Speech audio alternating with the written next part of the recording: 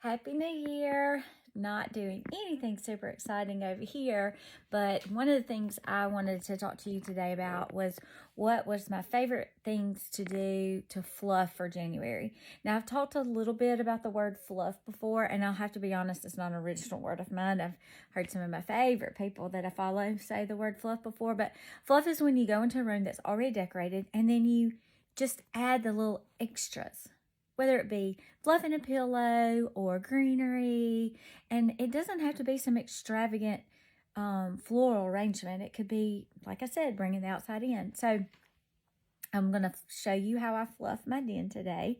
My inspiration is already started from had amarilla bulbs that I just slowly added to this pot over time this year, so they stagger bloomed.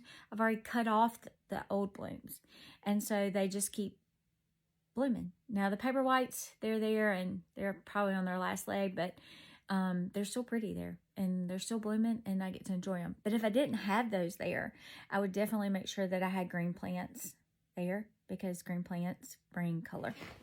So, and life to a room. I think every room needs a little bit of life.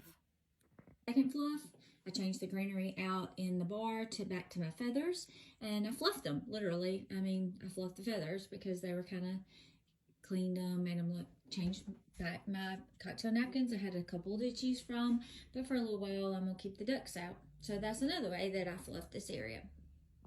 The second thing I fluffed was my coffee table. I might have just added one or two more new little things to my little vignette that I had, but I love my coffee table and I love for things to line up just in a such and such way.